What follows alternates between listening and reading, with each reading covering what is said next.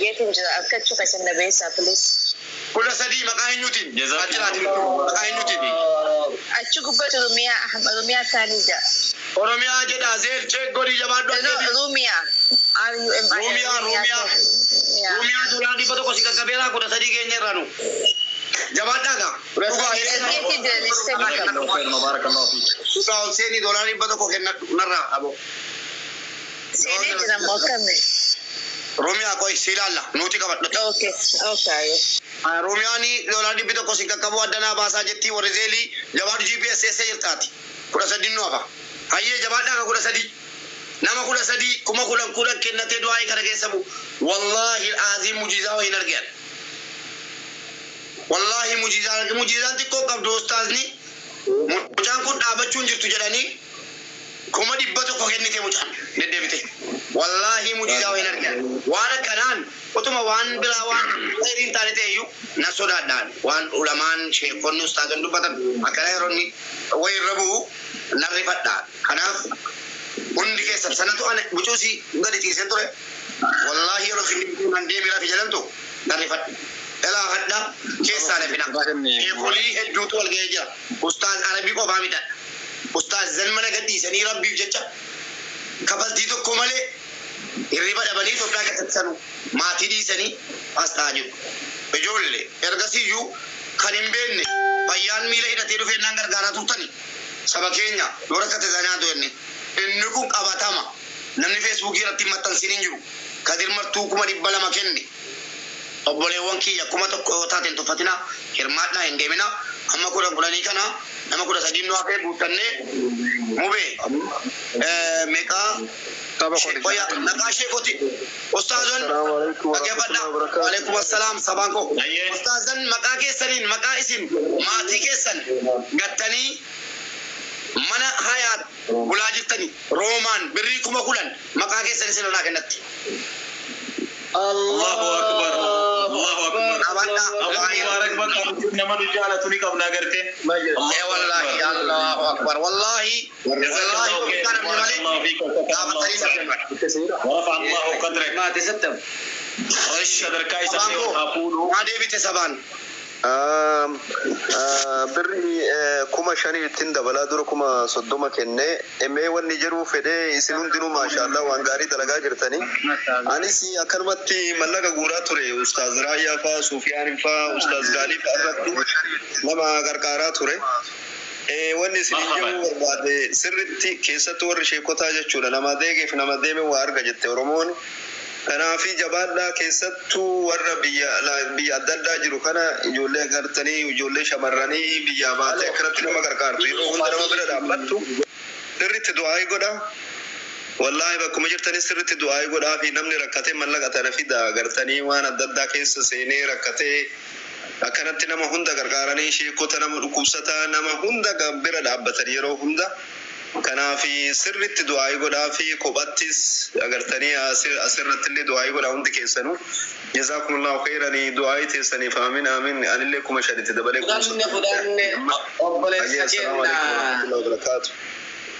وعليكم السلام ورحمة الله وبركاته. سبقو وانجن واني سبكنا ولين ندبي يسنو در ربي حامل كيس إذن ربي تنقر عالم قلت ربي سنحاتاسسو واني بيتنا جر ملي بيو مسالتي ولين جر ركون سني نراني كان وليت نقبت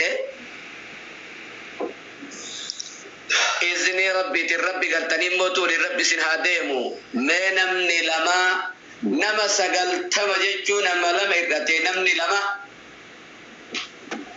كلمان تهين تقوش ربي كينا قرك يدين اللي انحفظها تسينا إسلاما كيست بك أجائب ربنا هاكاو نمجيب هما كدن ددفا كاغرتني نما كدن من وافي نما سمامتنا بربادة ددفا يرودوا أي كالتلمو سبانكو كوني تقدمي شنيته صدوما غالي صدومي شنكني kabadda jollen keke nartu kun dedebe ke naro man yonke na kabadda obole wonki ya kali amata kuda sadi gutu woni ne metan jottu Facebook irati gargara turtan wallahi gargasa akada natti jollen kabon irriba rana kapti mujizada rabbi wa male ustazan kana walitin kamni waa nabiyyi wayi kana booddee samiidhaa kan nutti bu'u hin jiru. Warruma daa'ee keenya sheekolii keenya kana jedhee deemuun dirqama. Ustaazan asitti rabbiif jecha wal ga'an garaa qulqulluudhaan kafaltii wayii qaban rabbiif jecha ni beektu kan. Ustaazni waa kafalamee fi waa hojjetu hin jiru biyya lafaarra. Kanaaf hundi keessan du'aayii dadhabbii kanaa ergaa fuudhaa akka fudhatanii nurkaan galle. Kanuma sinii dhaama. Kuma tokkos kuma lamas hin deeminaa ta'a. Agas bultanitu. Nama 12 guutanneeti hunda keessan immoo waan qabdan iyyachifna. Keessattuu warri doolaaraa maqaa rabbiitiin isin qabeera. Kaa'an gargaarsa irratti maqaa rabbiitiin isin hin qabne. Warri doolaara 100 jechuun guyyaa tokko agabuu ooluu haa ta'u. Hojii guyyaa tokkooti haa jennu. Hojii guyyaa tokko yookiin immoo overtaayimii guyyaa 3 doolaara 100. Please ustaazan keenya hadda waan dhufaniif guuttatanii galuu qaban. Akkasitti dadhabanii harka duwwaa galuu qaban. Deebi'ee warri waadaa galtan isin beekan. Amma iyyuu waa'ee keessa nyaataa ture bilbilaan. Takkaa mana kootti namni waadaa galee takkaa waadaa nyaatee hin beeku. Hundi isaa fooloo kooti. Hunda isaa hordofee anatu ustaaz waraqaa isinii erga amma iyyuu dhufuu eegalee yoo barbaadan asirran isinii fida hunda isaa jechuudha. Ijoolleen warra du'aa barbaadu. Barakallahu fi. Akkasii mee eenyunni imaan jabaadhaa ganama 12. Hayyu amaanee. Waalaikum assalam. Alaikum salam wa rahmatullahi wa barakatuh. Salam alaikum. Connectioning. Dubbadhu ee connection qabdu. Kuma kudha shan na godha. Haadhati adwaa. Kuma kudha shan. Hindagaa. Kuma kudha shan. Hindagaa. Haadhati adwaa godha jettee dhagayama. Kuma kudha shan galatoomi. Du'aa isii goona. Akkaawuntii fudhaala. Fudha tokko tapha. Atoo hayyu. Akkaawuntii fudha boletti. Warri kaan illee fudha warra galtan illee fudha. Hayyu. Lama kuma shanirra naa dabala. Akkaawuntii ree fudhate. Hayyee ulfaatu galatoomi obboleettii koo. Salaamu alaikum. Waalaikum assalaam hayyu. Waalaikum salaam warahmatullah hayyu adama san tajirra bannaat. Jirra alhamdulillah wallahi an waan niyyadhe ammatti dubbachuun fedhu boru risiitii haayidariin irra ni galcha. Allahu akbar. Salaam alaikum. Nama sannuu gaariidha barakallahu fi. Tokko lemee sadaqaanuu nama tokko sila dhugaa. Adama ta'ee kudhanii gadi kennaa miti. Boru haayidariin risiitii haayidariin irratti ni erga. Lakkaa ustaaz. Boruma lakkaa'annaa mube. Boruma lakkaa'annaa. Yoo kuma kudhanii gadi taate heeyidartu itti buutu. Waan olii maqaa Akkasii akka boolanii gadi taate heeyidartu. Walii galleerra. Ayyee namitti aanu kasee dubbadhaamee marhaba. Raamii dubbadhu nama 12 afagas 12 birrii kuma 10 nama 12 Marsa propa. Rahima dubbadhu. Emmanuel. Akkaawuntii warri jettan fudhaa kunoo. Assalamu warahmatullahi wabarakatuh. Akkaawuntii kunoo warra akkaawuntii jettan. Obboleettiin koo Itoophiyaa jirti kun 15 galshaa jettee kaatee ganama du'aayi naa bu'aa jettee dhukkubsatte. Ingadillee maqaa isiisin kennamee ture as keessatti jechuun ammallee biyyallee gallaan baay'ee kubbaa jiraan fayyina eessi bakka du'aayi naaf gootan. Yaa ustaaz adda baasee sinii ma obboleettiin keenya kuni kanaan dura obboleettiin keenya tokko dhukkubattee obboleettiin koo biyya galtee jirti amma sin dhukkuba kuma 15. galtellee fayyina jettee izni rabbiitiin rabbi nu haa fayyisu. Amiin. Amiin. Bismillahi ta'ala obboleettiin na dhukkuba jettee bakka isii dhukkubee fi akka itti dhukkubellee isii qofatu beeka. Dawaan isii homa nyaattee fi homa dhuyde dawaa rabbi haa taasisu. Bishaanuma odoo aatiin dawaa rabbi isii haa taasisu bismillahi ta'ala. Mube rukutis. Gashi. Nama 12. Nama 11. Nama 11. Nama 12 miti nama 10. Nama 10. Nama 10 meme. Nama 10. Nama 10 kuma 10 nu kennitan namni 10 please of qaba. Wanni gargaaram Mube rafuna. keessattuu meme namni haati kee yookiin abbaan keessa jalaa jiru. Kuma shan irratti ni dabala kuma 20 guutti. Kuma guuttadhaas. Waan jette Mubaarak. Tayyee. Kuma ishaan irratti dabala kuma 20 jette obboleettiin teenna sullaal nama sagalitti nu deebiftee mee du'aa kadhannaa rabbi ajaa'isi rabbi nu haa baasu. Amiin. Obboleettii tiyya. rakkinna keessaa nu fuute isin rabbiitiin haqa jirtu fiidhaa saddeetillee sillee rabbi rakkisee Amiin amiin. obboleettii teessanillee rabbi fayyisee illee rabbi sii amiinillee rabbi sii qajeelche diinallee rabbi sii haa qajeelchu wallahi warra amma sa'atii akiraa sa'a sagalitti du'aayii amiin jedhaa jiru hin hafin yoo arra dhokatte mul'attu guyyaan guyyaa jabaadha warri doolaara rabbi si bira kaa'e immoo hedduu namaatu asitti waan shiroon nyaatu dhabe rabbi biyya san si fide galata guddaa rabbi si biraa qaba wallahi nama hedduutu jira namni hiriyaa kan keetiin beeytu nama kophee waan bitatuun hin qabne ati biyya san rabbi si kaa'e hin beeytu galata guddaa rabbi si biraa qaba mee namni doolaara dhibba an kenne jettanillee nama sagal qofato marhaban warri harkaa maayikii harkaa qabdan dubbadha inshallah niyyaa keessan nutti hima. Assalamu alaikum. Waalaikum salaam wa rahmatullah. Yaa obboleettii keenya rabbi si haa fayyisu. Anillee waan haganaatiin jedhu bakka waan rabbi naa laaffise dabarsee Haidarii irratti hin ergina risiis inshallah. Rabbi si haa fayyisu. جزاك الله خيرا وبارك الله فيك. الله أكبر. الله أكبر. كم التان؟ Ayyee meeqatti galee Assalamu alaikum. سلام الرجل. وعليكم السلام ورحمة الله وبركاته. Sagali barra jira. ذكر مجاجب. Obboleettii keenya kan rabbi si haa fayyisu rabbi fayyisee nu haa gammachiisu anillee birrii 5,000 Itoophiyaadhaan naan ergisiisa.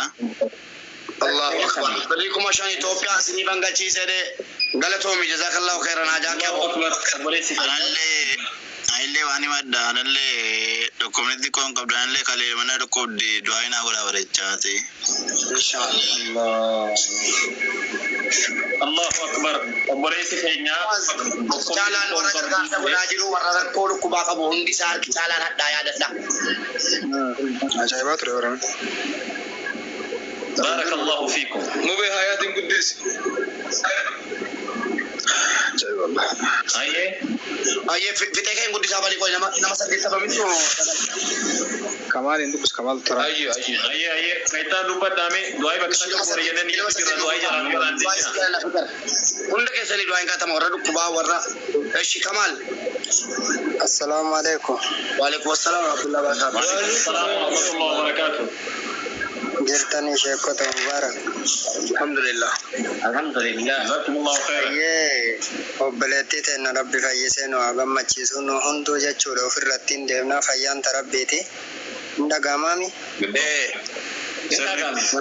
Kanaafuu anillee du'aayi naaf gootanii haadha xiyyaa karaa Agiraa deemee du'aayi naaf gootan isaanii fi birrii Dubaayii 100 akkaawuntii kanarratti erga. Allahu الله akbar. أكبر. جزاك الله خيرا وبارك الله فيك إن شاء الله. Ebi boy Roma mo mal ka jodo dolari bito ko sara galera. أيه. Ebi boy.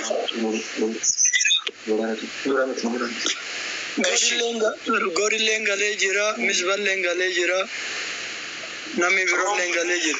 Roma mo mal ka jodo wai. Dr. Khadija. Dr. Khadija. ayyiba Nuti tababar. Assalamu alaikum warahmatullahi wabarakatuh. Waalaikum assalam warahmatullahi wabarakatuh. عليكم السلام ورحمة الله وبركاته. Mashallah galgala irraa sa'aatii kana uumii turkiin kiyyan darbachuudha baate akaawuntii illee qabadhee jira. Rabbiin isinirraa haa jaalatu wallahi hadha obboleessa keenya kabajamaa fi jaalatamaa mubaarak wallahi darajaan kan kee oluma nama waggaa dheeraa waan gaarii dalagaa jiru. Hadha duniyaa ilmi kan keellee ka itti taree diinii irra qabsaa'ee waan ati hojjettu kana hojjettu rabbiin si haa taasisu obboleessa keenya kabajamaa rabbiin sirraa haa jaalatu hajaatee dhokataan mul'ata mana kan kee gisee baay'ee seenuu barbaada garuu nan seensisu harka kennadha yeroo baay'ee nan seensiftu rabbiin sirraa haa jaalatu rabbii yaada muraada keessan si haa guutu akkasuma obboleettii teenya dhukkubsattu mokoromuun sunnaadha namni hin mokoramne hin jirru addunyaa kanarratti rabbiin isii nu haa fayyisu dhukkubni isii jecha dhukkuba kenna namni addunyaa kanarratti hin fatanamne hin jiru rabbiin hajaasii dhukkubasii kana rabbiin atantamaan gammachuun nu dhageessisu maqaa ustaaza keenya kabajamaaf jaalatamaa ustaaz Kamaal Hebbootiin qarshii 5,000 niyya kooti akkasuma ta'eeti obboleeyyan gandaa kiraatii qaba qarshii 5,000 qarshii 10,000 du'aayidhaan na bira dhaabbadha diqqoo hajaa dabureetu na jirallee hajaa cimtuu qaba wallaahi madaamiin na dhoorgattee mallaqa dhabee taa'a amaanaa nan dagatinaa du'aayidhaani namni biyya ormaa namni hin dararamne hin jiru rakkoo fi gadadoo keessa dabaraa hin beektanii namni biyyoota ormaa keessa jiru akka nama mana hidhaa keessa jiru wallaahi rakkoo cimtuu keessa rakkoo kana keessaa si haa baasuuni akkasuma kitaaba barataa jira nama quraan nama tarbiyaa diinii irratti nama lubbuun koo haga wallaahi addunyaa kanarra jirtu keerii daladdu anillee dhiifama naa godhi obboleessa keenya kabajamaa mubaarak gara wasaabbiitiin dalagaa du'aayidhaan nan dagatinii mana kee kana seenee waliin keerii dalaguu barbaada inshallah ismi ramaaniitiin nan dagatinii anis illee akka karoora keetii kana dalagaa jira gara wasaabbiitiin amaanaadhaan nan dagatinii na yaadadhu na jabeessi sin jedha anis illee akka nama keetii keerii dalaguu barbaadu inshallah akkasuma obboleetti teena kana dhukkubsattu rabbiin irraa hafuudhu hajaa wallaahi dhukkubni isii kun dhukkuba kenna namni addunyaa kanarra qormaata jireenya addunyaa qormaata wallaahi namni dhukkubsanne hin jiru bokortii booda hadha ustaazonni teena ta'asii waliin qabamanii wallaahi mujiizaadha akkasi kuma qabaadha obboleeyyanti yoomii turkiin na darbatu dhabaate baay'ee jala kana taa'ee dhageeffataa jira wallaahi yaada muraata keessa walii isin haa qabu ustaazota teena manni kun mana keeriiti mana wallaahi namni hin beennee fi keerii carraaqata wallaahi ganama galgala ta'abee akka nama maraatuuti iyyee ganama galgala miskiinaaf uf qabee wallaahi miskiinaaf uf qabee dararamaa asirra dhaabbatee mucaan kun rabbiin jabeessaanii mana isaa haamilee isaa nama dhaggandaa akiraatti illee waliin milkaa'u rabbiin nu haa taasisu obboleessa kiyya kabajamaa mubaarak rabbiif jecha si jaaladha nama keerii waliin dalagu rabbiin nu haa taasisu hadhaa duniyaa keerii daddee boruu akiraallee tabbo waliin boo rabbiin nu haa taasisu akkasuma ustaazota teena rabbiin tarbiyaa diinii irratti namni galma guddaa irraa galma diqqaa irraa guddaa ga'u rabbiin nu haa taasisu obboleeyyan teena aduwwee teena ta diinii teena buqqisuuf deemtu dhaabama nurraa rabbiin haa taasisu awwalatti biyyi teena biyya keerii biyya salaamaa rabbiin nu haa taasisu biyya nagaa qabaanne biyyatti illee galla awwalatti biyyi teena biyya keerii haa taatuun du'aayiidhaan nu dagatinaa du'aayii nu godha biyyi teena biyya tasgabbii hin taane nama biyya qabu biyyaaf dubbata isinitti illee dheeressine sa'aatiin sun sa'aatii du'aayin keessa qeebalamtu dhiifama naa godha obboleeyyan tiyya warroonni wallaahi sadaqatuuf dhaabbataa jiraattan bakka hin taane baaftanii bakka kana dhaabbadha obboleetti teena tana furuuf wallaahi bakka hin taane keessa dabarsitanii obboleeyyan tiyya obboleetti teena tana furree fayyisanne ka hadha wallaahi sa'aatii kanaa waa nyaatan hin jiran sa'aatii kanaa ta'anii dararamanii kursiirra ta'anii sin gaafataa jiran ufiif sin hin dararamne ka odoo dalagaan itti jirtu ka odoo hajaa hedduutti jirtu as jala ta'anii mataan isaan dhukkubaa jiru nama ilmoo qabu ilmoo ofiitiif nama hajaa qabu nama biyya keessaa hin beektane obboleeyyan tiyya jajjabeessaanii nama kanaaf nu wal malee maal qabna yaa obboleeyyan tiyya nama wal malee waan takka hin qabnu wallaahi nu warra diinii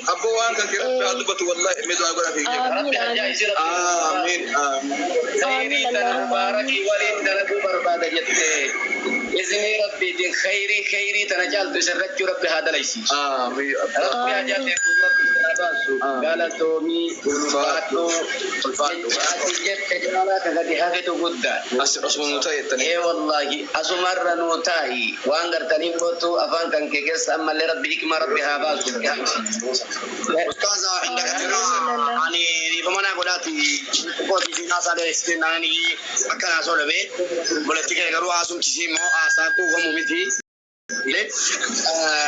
yeroo du'aa kana Salumaa fi amma nama saddeet qofa hafe nama torba qofa. ustaaza Kamalee Boon dagatinaa wallahi onneen nu rifatti yeroo maqaan isaanii ga'e isaan irraa 5,000 kennatti nama torba nu hafaa torba guuttannee du'aa itti deebina. Ayyee yeroo isaan. Assalamu alaikum. Wa alaikum assalam. وعليكم السلام ورحمة الله وبركاته. Obboleetti illee rabbi nu haa fayyisu isin illee rabbi jazaa oolu ana illee xiqqoo fayyaa itti harkaana qaba miila kanatti kuwana dhukkubanii qarshii Itoophiyaa kuma